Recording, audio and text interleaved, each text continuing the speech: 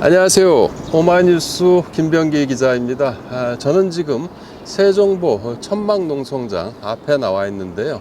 오늘 제 옆에 지금 이광희 22대 당선인이죠. 네. 그런데 이제 엊그제 또 임기를 시작했습니다. 이 당선인이 나와 계십니다. 늦게나마 이렇게 좀 축하드리고요. 네, 고맙습니다. 예. 오늘 이렇게 농성장을 찾은 이유가 있다면 어떤 것이죠? 일단 이제 제 지역구가 청주 서원구 예예. 이광이라고 하는데요. 예예. 청주 서원구는 청주에서 대전과 인접해 있고요. 신탄진하고. 예예. 그러다 보니까 거의 유일하게 이 금강과 직접 연결이 되어 있는 지점에 저희 지역구가 존재를 합니다. 예. 그래서 사실은 그러니까 세종보 문제가 예예. 이게 이제 우리 지역구의 문제이기도 하고요. 아. 지역구민들에게 만약에 피해가 생기면 예, 직접적으로 피해를 발생시키는 지역에 위치하고 있기 때문에 이제 아무래도 지역의 문제가 이제 제일 컸고, 그리고 개인적으로는 어쨌든 환경운동가 출신 예예. 국회의원으로서 이 문제를 그냥 수수방관할 수는 없겠다는 생각을 좀 했습니다. 지역의 문제라고 했는데 아무래도 세종보와는 좀 그래도 어느 정도 거리가 있지 않습니까? 서원구 하면은 그죠? 붙어 있어요. 예. 그러니까 저희 건너편, 그러니까 예. 저희 지역구에서 현도에서 건너편 이렇게 인접하고 있는 다리 하나 차이로 예. 금강을 끼고 있죠. 금강 예. 다리 하나 차이로 한쪽은 대전시예요. 예. 신탄진이고 이쪽은 현도를 이렇게 맞닿아 있습니다. 예. 그러니까 이제 사람들이 머릿속에는 예. 이게 충남을 주로 지난다고 생각을. 그렇죠. 그리고 충남의 대전과 예. 세종을 흐른다고 생각을 하는데 맞아요. 건너편은 생각을 안 하시는 거예요. 그래. 그 건너편은 예예. 충북이고 저희 서원구입니다. 현도. 그래요. 그리고 이제 넘어서는 부강이 다시 시작이 되는 거죠. 그래요. 이 세종보가 그러면 닫히면은 그쪽 같은 경우는 그 상류층이니까. 네, 상류 쪽인데 어떤 혹시 피해가 우려되나요? 일단 막히어서 녹조가 발생을 할 경우 예예. 그 피해가 이제 고스란히 되고요.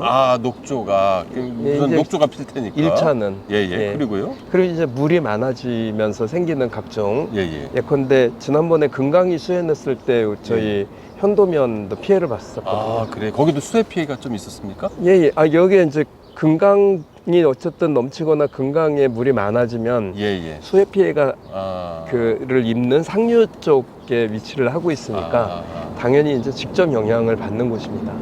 그래요.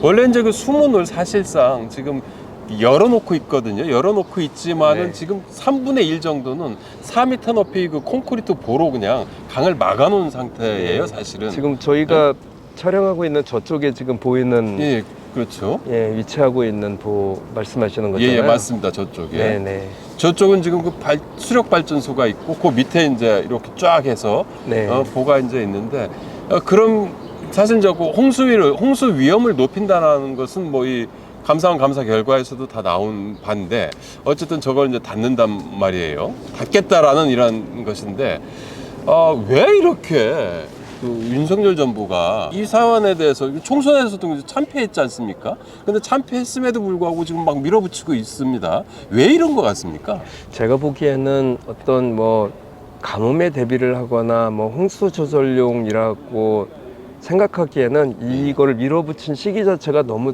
짧아요.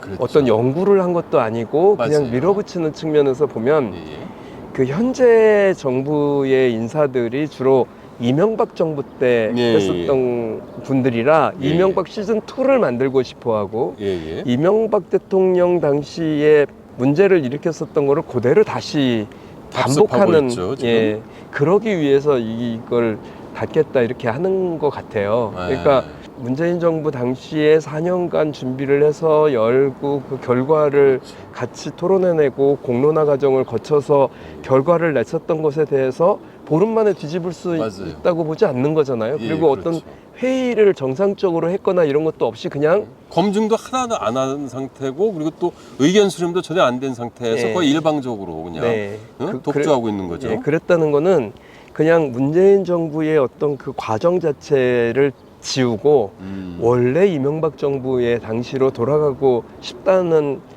것을 투영시킨 결과다. 그거 말고는 설명이 되지 않는다. 이게 어떠한 논리적인 예, 예. 영역도 어떤 귀납적 영역도 없이 예, 예. 그냥 막 밀어붙이는 거잖아요. 예, 그렇죠. 근데 지금 이제 어쨌든 보호 수문을 지금 연 상태인데 이쪽에 이제 많은 멸종 위기종들이 많이 돌아왔어요. 물고기도 이제 흰수마자니 미호종계가 들어왔고 여기 또 그 겨울에는 여기 그 큰 고니도 오고 여기 또 저희가 이제 이쪽에서 이제 그 천막을 딱 칠 때 저 앞에 또 흰목물대사라고 또 멸종 위기종도 들어왔어요. 얼마나 좋습니까? 이게 수문을 열어놓으니까. 열어놓는 정도가 아니라 원래 계획으로는 지금 새정부 같은 경우는 그 이제 새정부 철거를 예, 하기로 했었던 거죠. 하기로 했었던 거고 예, 예. 하기로 했었던 것을 안 한 거잖아요. 그렇죠. 지금 예, 예. 2022년 이후에 예, 예. 원래 집행을 해야 되는 것을 안 한 거죠. 예, 예. 근데 만약에 저게 철거가 됐었다면 예. 훨씬 더 자연의 복원력은 높아졌을 거라고 생각을 해요. 예, 그렇죠. 그리고 예. 그 보가 없이 그러니까 그냥 물이 흐르는 상태로 둘 경우 예, 예. 굉장히 하얀 모래톱에 맞아요. 그러면 이제 당연히 모래톱에 사는 각종 생물들 예, 예. 그리고 그 수변 구역에 숲이 조성이 되면서 오는 예, 각종 새들 예, 예. 그런 이제 자연이 생명과 함께 복원이 되는 이런 과정들을 우리가 지켜봤기 때문에 예, 예. 더 간절해진 거죠. 음. 다시 그런 게 사라진 그랬던 시대로 돌아갈 수는 없다. 예. 그래서 이제 우리 활동가들이 농성을 하기 시작을 한 거 아니겠습니까? 그렇죠. 그럼에도 불구하고 환경부 장관은 멸종위기종을 보호해야 될 환경부 장관, 그리고 생태계를 보호해야 될 우리나라 그 환경의 최후 보루여야 할 환경부와 환경부 장관은 지금 이걸 또 주도적으로 지금 막으려고 지금 안간힘을 쓰고 있는 이런 상태거든요. 이런 환경부 장관의 그 환경 철학 뭐 이런 게 혹시 좀 이렇게 느껴지십니까? 아니 저는 이제 현 정부 들어와서 참 이상한 정부다고 생각이 드는 게 예. 환경부 장관은 환경을 파괴하는 일에 앞장을 서고 예. 통일부 장관은 통일을 못되게 저해하게 만드는데 노동부 장관은 노동 조건을 더 악화시키는데. 열악하게 만드는데 이게 도대체 우리가 그 어떤 무슨 부, 노동부, 환경부, 뭐 통일부 이런 부를 만든 원래 애초의 목적들과 반대되는 예, 예. 거를 만들려고 하는 건가? 이런 생각이 좀 들 정도로 예. 역행하고 있는 정부라고 생각을 합니다. 지금 이제 이런 보철고와 관련돼서는 현 정부가 어떤 철학도 어떤 계획도 가지고 있지 못하면서 예, 예. 오로지 이명박 정부 때 했던 거를 그냥 되살리겠다는 예, 예. 보복성 정책의 실현 이런 거 같다는 느낌이 보복 너무 정치다라는 이런 그래서 말씀이시네요. 문재인 정부가 해놨었던 것에 대한 무조건적 파괴 혹은 뭐 되돌림 이런 거에 기반한 것 같아요. 그것 말고는 납득하기가 어려워요. 근데 그 윤석열 대통령 같은 경우는 보복을 할 만한 근거가 없잖아요. 사실은 어떻게 보면은 본인이 그 피해를 받은 것도 아니고 뭐 그런데 왜 그런 걸까요? 참. 그 현 정부 분들이 다 이명박 때 그 분들이라서 예, 예.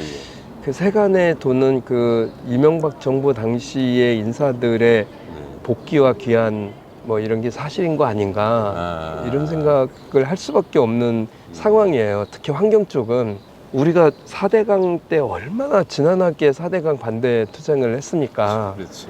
근데 그 이후에 결국은 밀어붙이게 되고 예, 예. 그 이후에 문재인 정부 들어서 다시 복원시키는 데 우리가 공론화 과정을 통하고 토론도 하고 전문가들이 연구도 하고 그거를 뭐 1, 2년 가지고 한 게 아니라 최소한 3년 이상 봐가면서 4년. 예. 이렇게 어렵게 만든 결과물이었고 네. 다시 자연이 환경이 돌아오는 거를 본 거잖아요. 그렇죠. 지금 그렇죠. 보고 있고. 예, 예. 근데 이걸 다시 과거로 되돌린다.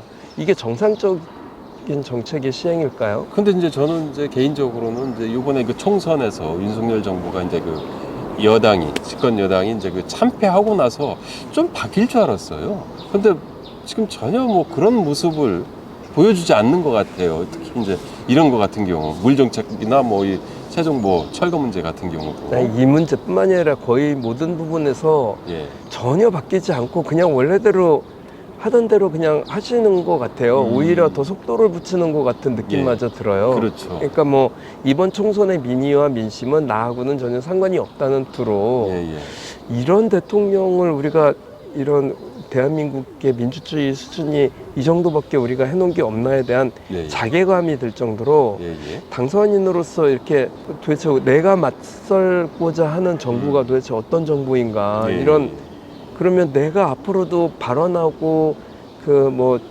국민들의 뜻을 반영시키기 위해서 노력하는 그 어떤 시도들도 커다란 절벽을 맞상대해야 되는 이런 상태가 되지 않을까에 대한 두려움을 느낄 정도로 강물만 막는 게 아니고 모든 민주주의 자체의 그 장벽을 이렇게 세우는 뭐 이런 그 일을 하고 있다라는 두려움이 거예요. 좀 있습니다. 그래서 오늘 임기 시작하고 그 이제 첫 방문지가 농성장이 될 거라고는 예측을 했으나 이제 제 지역구이기도 한 이곳을 방문을 안 할 수가 없었고요.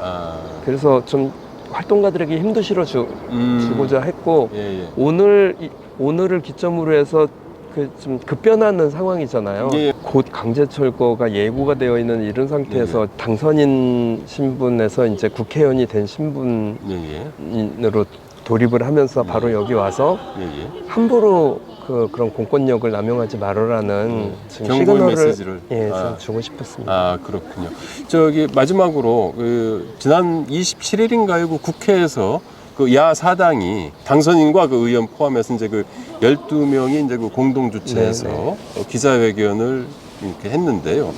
기자회견에서 이제 그 국정조사라든지 앞으로 이 문제에 대해서 특위 뭐 구성 뭐 이런 것들도 이제 그 검토하겠다라고 이제 얘기했는데 좀 각오 22대 국회 지금 이제 시작됐습니다. 어떻게 할 것인지 그 각오를 한번 좀 마지막으로 밝혀주시면 저는 좋겠습니다. 이제 지금은 제 지역구라서 온 것처럼 말씀을 드렸지만 사실은 새 정부 문제는 여기가 시작일 거라는 다시 4대강을 이명박 시대로 되돌리려고 하는 첫 번째 시도가 여기라고 생각을 하는 거예요. 그래서 여기가 한번 뚫리면 전체가 다 뚫리는 그런 절박함. 그런 상황에 악몽 같은 상황을 우리가 맞이할 것이다. 그래서 여기를 어떤 식으로든 지켜내야 한다는 절박감이 있고요. 그래서 그 기자회견이 우리들의 그 어떤 저항을 선언하는 그런 결의를 밝히고 그런 자리였기를 바라고 우리도 이제부터 시작이다. 다시 이명박 시대의 그 4대강 그 녹조라 때 넘쳐나가고 시꺼먼 뻘밭이 되는 그런 4대강을 다시 만들 수는 없다. 그런 결기로 좀 시작을 하겠습니다. 혹시 뭐 마지막으로 또 이렇게 하시고 싶은 오마이TV 시청자 여러분들한테 하시고 싶은 말씀이 있으신지요? 이런 이제 환경 문제는 굉장히 긴 싸움일 가능성이 높고 피로도가 길다 보니까 피로도가 높을 수밖에 없는데 이럴 때일수록 시청자 여러분들께서 관심을 보여주지 않으면 이 하나둘씩 이렇게 활동가들의 힘이 좀 없어져가는 이런 상황이 왕왕 발생하고 있는 투쟁이잖아요. 이런 투쟁이. 그래서 계속적으로 좀 관심을 기울여 주시고요. 저희들도 22대 시작하면서 첫 포문을 어쨌든 이곳 새정부 그 농성장에서 시작을 했으니 지켜봐 주시고 투쟁에 동참해 주시기를 간곡히 부탁드리겠습니다.